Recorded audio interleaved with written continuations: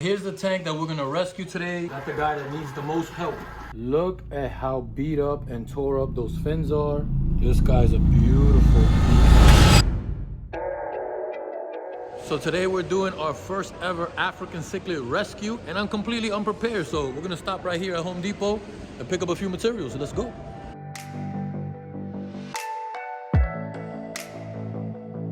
Not sure what all I'm gonna need, but I got a couple of buckets of different sizes and we'll see how it goes. So here's the tank that we're gonna rescue today. We got a couple of big guys in here. Don't mind the water, don't mind the tank.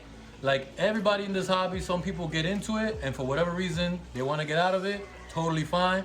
So before you start commenting bad comments about the tank, don't do it. So I can't tell you guys all the species that are in here. I'm not that good, you guys know that. But there's some OBs in here. These all look like they're all peacocks. But if you guys could spot a specific species, let me know in the comments below. Second tank full of fish that we're gonna try and save as well. Because there's so many, we're actually gonna drain some of this water before attempting to catch these guys. I'm not gonna take them all. I just don't have enough room, but I'm gonna take the pretty ones.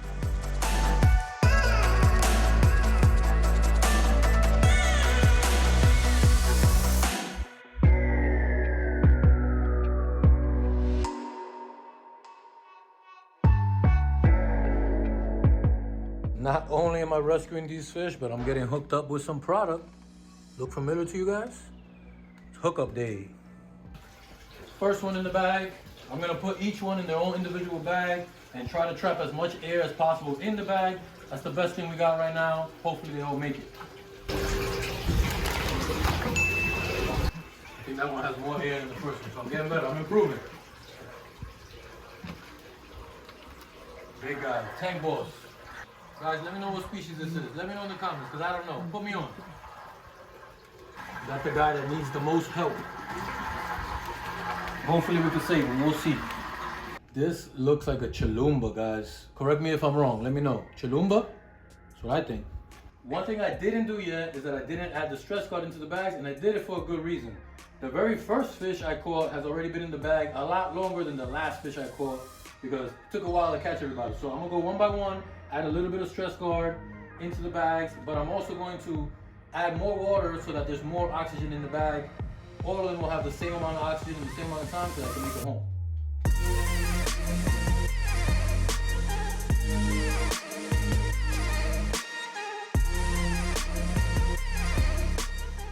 Look how flimsy the bag is. Doesn't really have a lot of air.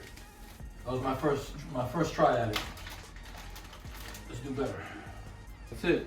A little bit of stress guard goes a long way when transferring fish.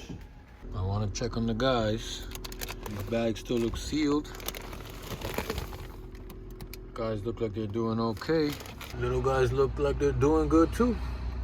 Now we officially made it home with the rescue fish. Guys, I want you to take a good look at this guy right here. Look at how beat up and tore up those fins are.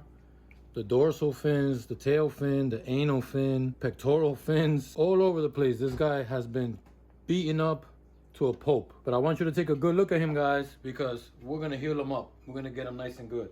Along with everybody else, check out how many guys I got. I got about 8 or 9 of them in total, big guys this size. Now these big guys are gonna go in this 10-gallon tank, and then these small guys that I rescued, which there's a whole bunch of them, maybe there's 20 or 30 of them in there, I don't know.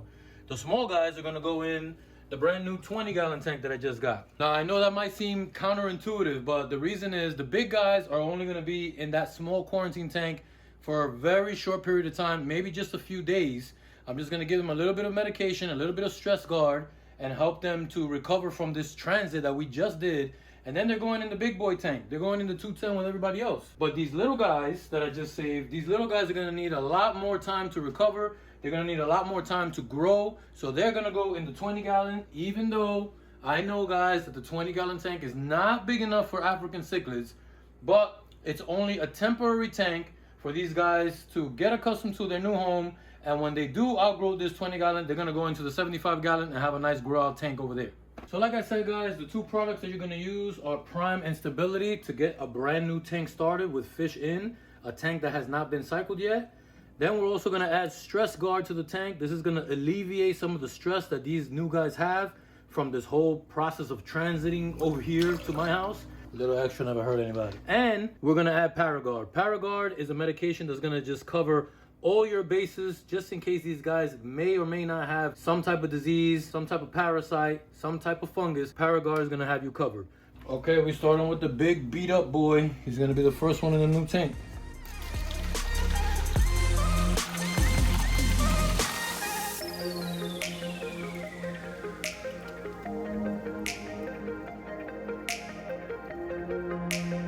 You guys know what he is? Let me know in the comments. I still wanna know.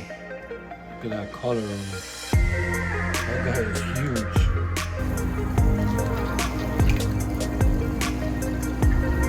Sunshine peacock.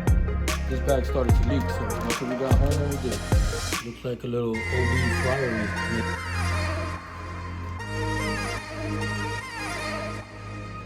Now we're gonna hit these guys with some Paragard. It's only 5 milliliters for a 10 gallon. Paragard is gonna cover all your bases. It's gonna be parasites, fungal, and bacterial all in one shot. This is gonna have you covered.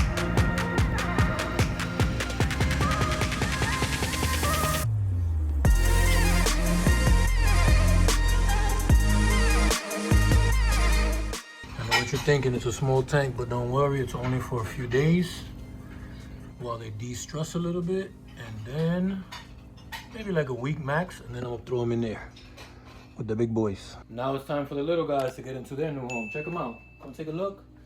Some of them are really small, but there's a bunch of them. There's males and females mixed in there.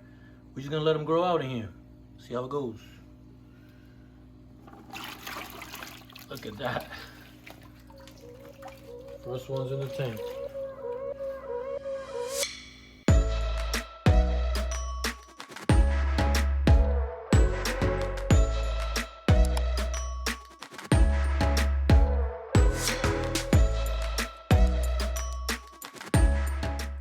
That's a lot of new guys, right?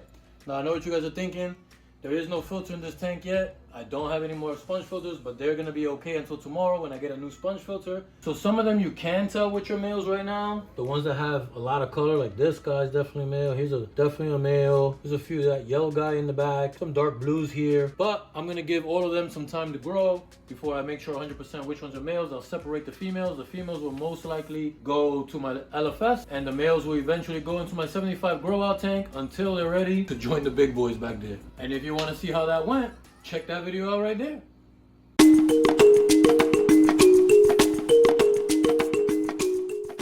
My editor sometimes tells me that I never have enough B-roll. He said, just take more footage. Just give me something to work with. So here you go. In your hands. You think you can do that? Yeah. All right, come on.